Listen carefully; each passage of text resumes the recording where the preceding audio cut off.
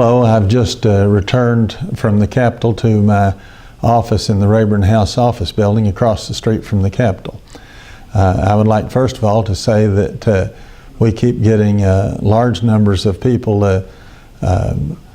getting on our website and tuning in to hopefully listen to some of these videos, and I appreciate that very much. Of course, at this point, the hottest topic is the what has been referred to as the botched rollout of Obamacare.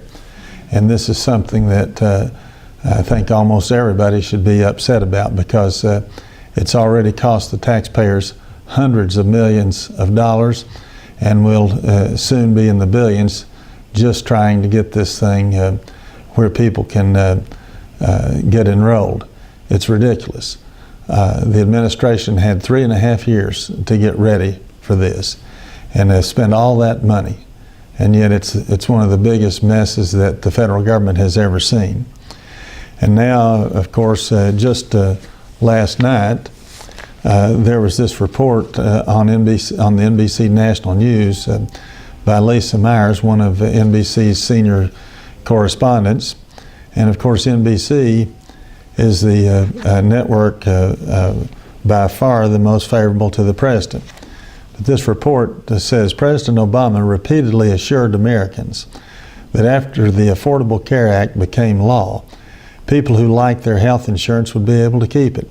But millions of Americans are getting or are about to get cancellation letters for their health insurance under Obamacare, say experts, and the Obama administration has known that for at least 3 years. And then it goes on further in the story, and it says, buried in Obamacare regulations from July 2010 is an estimate that because of normal turnover at the individual insurance market, 40 to 67% of customers will not be able to keep their policy. That means the administration knew that more than 40 to 67% of those in the individual market would not be able to keep their plans even if they liked them. And as the report says, yet President Obama, who had promised in 2009, if you like your health plan, you will be able to keep your health plan, was still saying in 2012, if you already have health insurance, you will keep your health insurance. So the president repeatedly assured people that they would be able to keep their present insurance, and now millions are finding out that's not true or was inaccurate. He has assured people repeatedly that they could keep their doctor if they wanted to, and now we find out, or millions are finding out, that that's not true or was inaccurate. He said that it would not add 1 penny to the deficit. We have long ago found out that wasn't true or was inaccurate. This is such a shame, the way this is all ending up. And this is just the start. I hate to think what it's going to be a few years down the road. I think these computer problems, which frequently are referred to as glitches, but are far more than glitches, that they'll be straightened out. But the main problem with this bill is it's unaffordable. And it's already estimated it's going to cost 2 to 3 times more than what people predicted when it was passed. Today, on the front page of the New York Times, is this article. And the New York Times supported President Obama both times. And it says in an article, "Where the buck stops, some see a bystander," by Peter Baker. And the New York Times says President Obama finds himself under fire on 2 disparate fronts these days, both for the botched rollout of his signature health care program and for the secret spying on allied heads of state.